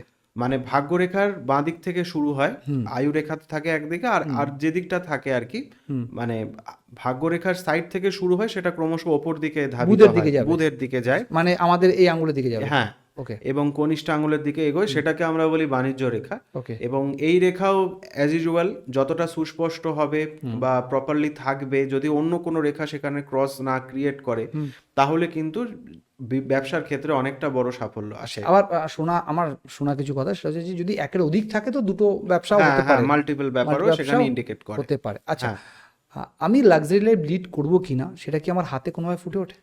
লাক্সারি পাওয়ার ক্ষেত্রে ব্যাপারটা হচ্ছে কি, ভাগ্যর একটা বড় ভূমিকা তো থাকে, হুম এবং এক্ষেত্রে ভাগ্যরেখা একটা বড় ভূমিকা পালন করে। হুম ভাগ্যরেখা যদি ঠিকঠাকভাবে ওঠে, সেখান থেকে কিন্তু মানুষের সাফল্য এবং ভাগ্য হুম দুটোই নির্ধারিত হয়। আচ্ছা আমরা অনেক ক্ষেত্রে দেখতে পাই যে অনেক মানুষ ছোট থেকে অনেক পরিশ্রম হুম করে, হুম ফ্যামিলির দিক হুম থেকে কোনো রকম কোনো হেল্প পায় না, হুম সেক্ষেত্রে কিন্তু ভাগ্যরেখা সেটা ইন্ডিকেশন পাওয়া যায়। ওকে ভাগ্যরেখা বা ওভারঅল যদি হাতের রেখার কথা বলি, হুম যেরকম কুষ্টি থেকে মানুষের অতীত, বর্তমান এবং ভবিষ্যৎ হুম এই তিনটেকে জানা যায়, ঠিক হুম সেরকম ভাবে কিন্তু হস্তরেখার মধ্যেও ওকে অতীত, বর্তমান এবং ভবিষ্যৎ জানা যায়। অতীতও জানা যায় অতীতও জানা যায়, সে আচ্ছা কীরকম সময় পেরিয়ে এসেছে এবং তার জীবনে সম্ভাব্য ঘটনা কি ঘটতে চলেছে, সেই রকম কিন্তু একটা প্রেডিকশন হাত দেখে অবশ্যই জানা যায়। ওকে ওকে আচ্ছা কাটাকুটির কথা বললেন হাতে যদি কাটাকুটি থাকে সেই ক্ষেত্রে অনেক সময় ডিভোর্স বা হ্যাঁ, হ্যাঁ, আহ, শুক্রর স্থানে। শুক্রের স্থানে শুক্র মিন্স হচ্ছে এই জায়গাটাতে হ্যাঁ, হ্যাঁ, ওকে হ্যাঁ, হ্যাঁ, হুম যেখানে থাকে সেই বৃদ্ধাঙ্গুলি নিচে আচ্ছা সেখানে কিন্তু এইরকম ব্যাপারগুলো চলে আসে। একাধিক রিলেশনশিপ বা সম্পর্কের মধ্যে তৃতীয় ব্যক্তির আগমন বা আচ্ছা হঠাৎ ব্রেকআপ, এই সমস্ত ব্যাপারগুলো কিন্তু শুক্রক্ষেত্রের ওপর মোটামুটি নির্ভরশীল। আচ্ছা আচ্ছা আর অনেকের দেখা যায় যেটা আমি সবার প্রথমে আপনাকে শুরু করেছিলাম যে হাতের রেখাই নেই সেই রেখা নেই বলতে আমাদের অফিসে একজন আছেন যার হাতে ভাগ্য রেখাই নেই নেই একদম খুব থাকলেও নমিনাল এবং তার বক্তব্য যে আমার ভাগ্যই নেই তো আমি দেখাবো কেন তো আদৌ কি সেটা সত্যি যে ভাগ্যরেখা না থাকা মানে তার ভাগ্য নেই না, না, না, একেবারেই তা নয়। আচ্ছা সেক্ষেত্রে অ্যাজ আ অপশন হিসেবে হুম বলতে পারি, অন্যান্য অনেক রেখার ভূমিকাই থাকে। ওকে ব্যবসা রেখা হুম যেরকম, হুম তার মধ্যে তার পাশাপাশি কিন্তু রবি রেখাও এক্ষেত্রে একটা বড় ভূমিকা পালন করে আচ্ছা অ্যাজ আ অপশন হিসেবে। তা হুম বলে রবি রেখার ভাগ্য রেখা এক নয়, হুম এটা অবশ্যই অনস্বীকার্য। তবে হুম রবি রেখারও একটা ভূমিকা থাকে। যদি কোনোভাবে ভাগ্য রেখার উপস্থিতি না থাকে, সে কিন্তু সেক্ষেত্রে আমিও লক্ষ্য করে দেখেছি হুম যে জীবনে এরকম মানুষও আমার কাছে এসেছে, হুম যাদের হাতে কিন্তু ভাগ্যরেখা, সবাই ভাবে যে ভাগ্যরেখা না থাকলে বোধহয় হুম, ভাগ্যের উত্থান ঠিক সম্ভব নয়। ঠিক কিন্তু ব্যাপারটা একেবারেই তা নয়। ভাগ্যরেখা না থাকলেও কিন্তু রবি রেখার উপস্থিতি, বা আমরা যেটা বললাম একটু আগে যে বাণিজ্য রেখার কথা, সেগুলো যদি উপস্থিত থাকে, প্লাস স্পেশাল কিছু সাইন রয়েছে, বক্স, স্টার হুম হুম ইত্যাদি, সেগুলো যদি থাকে, সেগুলোও কিন্তু ইন্ডিকেট করে যে মানুষ জীবনে উপরের দিকে যেতে পারে, অর্থনৈতিক সাফল্য সেও পেতে পারে। আচ্ছা আপনি স্টারের কথা বললেন হাতের কোন জায়গায় স্টার থাকা সব থেকে শুভ হাতের মধ্যে স্টার রবির ক্ষেত্র নিচে যদি রবি থাকে, মানে এই জায়গাটা হ্যাঁ, হ্যাঁ, ওকে খুবই, খুবই, এবং হুম তাছাড়াও বৃহস্পতির দিক থেকেও হুম সেটাও বেশ লাভজনক। আচ্ছা স্টার কি ইন্ডিকেট করে সেক্ষেত্রে দাঁড়িয়ে সেই ব্যক্তি আর ৫ জন মানুষের থেকে একটু আলাদা হবে। আচ্ছা এটা একটা সাধারণ বিষয়। তার পাশাপাশি তার অর্থনৈতিক দিক থেকেও কিন্তু অনেকটা সাফল্য সেখানে নির্দেশিত হয়। আচ্ছা আমি যদি এক কথায় বলি একটা ভালো হাত মিন্স আমি বলতে চাইছি যে সে মানে সার্বভৌমিক সে ভালো যাবে তার জীবনটা ওভারঅল। চড়াই উতরাই তো থাকেই হুম। বাট তার মধ্যে থেকে ভালো যাবে সে একটা তার ভালো হাতের একটা বৈশিষ্ট্য কি থাকতে পারে এখানে শুধুমাত্র কিন্তু হাতের রেখার মধ্যেই ব্যাপারটা সীমাবদ্ধ নয়। আচ্ছা হাতের শেপের ওপর নির্ভর করে, কিরকম আঙুলের মাপের ওপর নির্ভর করে, নখের কালারের ওপর নির্ভর করে। যেগুলো মানুষ জানে না, শুধুমাত্র রেখার কথা বললে কিন্তু হাতের কথা শেষ হয় না। আচ্ছা হাতের গঠন, হাতের আঙুলের বৈশিষ্ট্য হুম কিন্তু তার হুম মধ্যে যুক্ত হয়, আচ্ছা এবং কালার, হাতের তালুর কালার, কালার এক্ষেত্রে একটা কি হওয়া পিঙ্ক কালার পিঙ্ক যেটা থাকে, হুম সেটা কিন্তু প্রত্যেকটা পরিষ্কার মানুষের হাতের কালার পিঙ্ক হয় এবার হ্যাঁ, বলুন কিন্তু পিঙ্ক থাকার মধ্যেও হুম অনেক ক্ষেত্রে আমরা লালচে বা প্রবণতাটা অনেক ক্ষেত্রে বেশি হুম লক্ষ্য করি। হুম আবার অনেকের ক্ষেত্রে হয়তো একটু হালকা, হুম অনেকের ক্ষেত্রে হাতের মধ্যে হয়তো একটু সাদা ভাবটা বেশি হুম থাকে। হুম হ্যাঁ, এইগুলোর পাশাপাশি যে কটাই রেখা থাকুক না কেন, কাটাকুটি যুক্ত যেগুলো থাকে রেখা, সেগুলো কিন্তু সেই অর্থে ভালো ফল দিতে পারে না, যেটা আগেই বললাম। আচ্ছা তার পাশাপাশি আঙুল এবং তার নখের হুম কালারও কিন্তু নির্দেশ করে। ওভারঅল হাত বলতে শুধুমাত্র রেখার মধ্যে সীমাবদ্ধ নয়। আচ্ছা কিন্তু এখানে আমার একটা বড় প্রশ্ন একটা ফর্সা মানুষ আর একটা শ্যামলা মানুষের মধ্যে কিন্তু হাতে ডিফারেন্স ফার থাকবে যেগুলো আপনি দেখে প্রেডিকশন করার কথা বলছেন হুম, হুম। সেই জায়গা দাঁড়িয়ে কিভাবে বিচার করবেন সেক্ষেত্রে দাঁড়িয়ে জেনারেলি ফর্সা বা একটু সামবর্ণের মানুষের কথা যদি বলি, তাদের, হ্যাঁ, এটা তো সত্যি যে তাদের হুম অনেকেরই হুম এক এক রকম, মানে প্রায় যেগুলো একই ভালো গুণ রকমের সব দেখা যাবে থাকা যায়। বেসিক্যালি হ্যাঁ, এবার কিছু কিছু সূক্ষ্ম রেখা থাকে যেগুলো হয়তো খালি চোখে ধরা পড়ে না, সেক্ষেত্রে আচ্ছা আমরা আতশ কাচের বা ম্যাগনেটিক গ্লাসের সাহায্য নিয়ে থাকি। হুম তো সেটা একটা প্রয়োজনীয়তা থাকে। এবং আবারও বলছি, যেরকম জন্মপত্রিকায় শুধুমাত্র ৯টা গ্রহের অবস্থানের হুম ওপর ভিত্তি করে প্রেডিকশন করা যায় না, হুম সেরকমভাবে হাতের ক্ষেত্রেও কিন্তু শুধুমাত্র রেখা হুম বা শুধুমাত্র হাতের কালার যেটা বললাম, শুধুমাত্র বলে এখানে কোনো ব্যাপার নেই, এখানে ওভারঅল ব্যাপারটাকে কিন্তু বিচার করে তারপর ফলাদেশ করতে হয়। আমরা কুণ্ডলী এবং হস্তরেখা বিষয় নিয়ে আজকে আলোচনা করলাম, কিন্তু মেইন যে প্রশ্নটা সেটাই মনে হয় আমরা কোনো না কোনো জায়গায় সরে গেছি, সেটা হচ্ছে কুণ্ডলী। আদৌ মানুষের জীবনে কুণ্ডলী কি? কুণ্ডলী হচ্ছে আকাশের, আমাদের তো পৃথিবী সৌরমণ্ডলে একটিমাত্র গ্রহ নয়, না। এর ছাড়াও অন্যান্য গ্রহ রয়েছে। হুম। অর্থাৎ সৌরমণ্ডলে একটি স্ক্রিনশট বলা যেতে পারে কীরকম? অ্যাজ এক্সাম্পল হিসেবে, যখন কোনো একটি শিশু জন্মায়, হুম। এই জন্যই কুষ্টির সময়, জন্মস্থান, জন্ম সময় এবং জন্মের দিন, এই তিনটের প্রয়োজনীয়তা থাকে। ওকে। কারণ দিন, সময় এবং স্থানের ওপর ভিত্তি করে হুম। আমাদের সৌরমণ্ডলে যে গ্রহের স্থিতি থাকে এবং পার্টিকুলারলি সেই সময় যে গ্রহের স্থিতি থাকে সেটাই কিন্তু তার জন্মপত্রিকা বা কুষ্ঠি। আচ্ছা, বেসিক্যালি বলতে গেলে একটা বাচ্চা যখন জন্মাচ্ছে, হুম, গ্রহগুলো যেভাবে ঘুরছে, সেটি ওই ঘোরার টাইমটি যখন জন্মাচ্ছে তখন একটা স্ক্রিনশট, মানে একটা ফটো তোলা হলো, ছবি তোলা হলো, একদম সেটাই সেটা হচ্ছে কিন্তু হচ্ছে তার কুণ্ডলী। জন্মকুণ্ডলী। এবং সেটা যখন কোনো জ্যোতিষবিদকে দেওয়া হচ্ছে, সে ওই সময়টা দেখে, গ্রহ নক্ষত্রের স্থান দেখে তার যে বিচারটা হয় অ্যাজ ইট ইজ কুণ্ডলী, তাই একদমই তো? তাই, অ্যাটমসফিয়ার্স এফেক্ট বলা যায়। ওকে। কারণ আমরা জানি যে পৃথিবীর সৌরমণ্ডল একটিমাত্র গ্রহ নয়, তার সাথে অন্যান্য গ্রহ রয়েছে এবং তাদের স্থিতি বা তাদের প্রভাব কিন্তু এখানে এসে পড়ে, মানুষের জীবনের মধ্যে সেটা প্রতিফলিত হয়। ওকে। এটাই জ্যোতিষের মেন বা জ্যোতিষের মূল বর্ণনার মধ্যে চলে আসে কোথাও। তার মানে কুণ্ডলী হচ্ছে আমাদের জন্মের সময় যে গ্রহ নক্ষত্রগুলোর স্থান, সেটা, এবং সেই অনুসারে যে বিচারটা হয় সেটা হচ্ছে কুণ্ডলী বিচার। সেটাই কুণ্ডলী কুণ্ডলী বিচার, এবং সেই অনুসারে মানুষের ভাগ্য, মানুষের কোন গ্রহ তার জন্য শুভ, শুভ, কোন অশুভ গ্রহ অশুভ সেটাও কিন্তু নির্ভর করে। নির্ভর করে। একটু আগে আমরা বলেছিলাম যে কোনো গ্রহই শুভ নয় বা কোনো কোনো কোনো গ্রহই গ্রহই অশুভ অশুভ নয়, নয়। সেটা নির্ভর করে মানুষের জন্মপত্রিকার উপর। ওকে। তো এইটাই হচ্ছে তার বিষয়। লগ্ন বা রাশি বা যাই বলি না কেন, সেটা সব সময় কিন্তু পরিবর্তনশীল। আচ্ছা। সেই কারণে দাঁড়িয়েই যদি কেউ জন্মের সময় যদি ভুল বলে থাকে, তাহলে কিন্তু তার লগ্ন পাল্টে যায় এবং সেই তার জন্মপত্রিকার যে গঠন সেটা কিন্তু অনেকাংশে পরিবর্তন হয়ে যায়। একদম শেষ একটা প্রশ্ন, এবং এটাও একটুখানি ভয় দেখানো প্রশ্ন আর কি। বেসিক্যালি বর্তমানে অনেক জ্যোতিষ ক্ষেত্রে দেখা যায় যে যখনই কারো কাছে যাওয়া, সে অনেক রকম ভয় দেখানো কথা বলে, যে তোমার এই দোষ আছে, তুমি এই যজ্ঞ করো, এই ধ্যান করো, বা এই প্রসেসে যাও। এটা কতটা পরিমাণে সঠিক? দোষ বলে তো কিছু হয় না, হুম। আগেই বললাম, এবং প্রত্যেক সমস্যার একটা না একটা সমাধান থাকে, থাকে। এটা আমরা প্রত্যেকেই জানি। হুম। সুতরাং যজ্ঞ যে কোনো সমস্যার সমাধানের পথ নয়, এটা বললে ভুল হবে। অবশ্যই যজ্ঞের ভূমিকা আছে। হুম। আমরা আগেই বলেছি যে পাথরের যেরকম একটা নিজস্ব ক্ষেত্র রয়েছে, কোথাও কোনো কোনো ক্ষেত্রে ওষুধের ব্যাপার কাজ করে, কোনো কোনো ক্ষেত্রে সার্জারির প্রয়োজনীয়তা থাকে। ঠিক সেই রকমভাবে যজ্ঞ, কবচ বা রত্নের কথা যদি বলি, তাদের নির্দিষ্ট ক্ষেত্রে তাদের নির্দিষ্ট ভূমিকা রয়েছে। সব ক্ষেত্রে কিন্তু সমাধান সূত্র এক নয়। কোনো কোনো বিষয় থাকে যেগুলো রত্নের মারফতই তার প্রতিকার সম্ভব হয়, কোনো কোনো বিষয় এরকমও থাকে যেগুলো যজ্ঞ বা কবচ আদি ধারণের মাধ্যমে কিন্তু সেগুলো সমাধান থাকে। সব কিছুর সমাধান একরকমভাবে হতে পারে না। তবে আমি একটুখানি বলবো, ভয় পাওয়ার মতন কিছু নেই, কারণ প্রত্যেকটা সমস্যারই কোনো না কোনো সমাধান থাকে।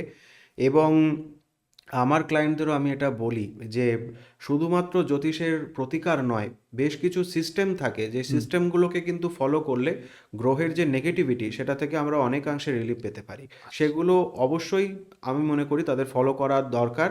সেক্ষেত্রে কিন্তু তারা অনেকটা ভালো পজিটিভ প্রভাব পায়। এটা বাস্তব জীবনের অভিজ্ঞতা থেকে কিন্তু আমি জানাচ্ছি। থ্যাংক ইউ, এতক্ষণ টাইম দিলেন এবং এত সুন্দর একটা ডিসকাশন হলো। বেসিক্যালি হস্তরেখা নিয়ে বা হাতের রেখা নিয়ে আজ পর্যন্ত আমরা কোনো পডকাস্ট করিনি, যার ফলে মনে হলো যে আপনার সাথে এই ডিসকাশন অনেক লম্বা করা যেতে পারে। তো আশা করছি ভবিষ্যতে আরও অনেক কিছু আমরা স্কিপ করলাম, সেটা নিয়ে ভবিষ্যতে আরও একটা পডকাস্ট হতে পারে। ভালো নিশ্চয়ই, থাকবে। নিশ্চয়ই। নমস্কার।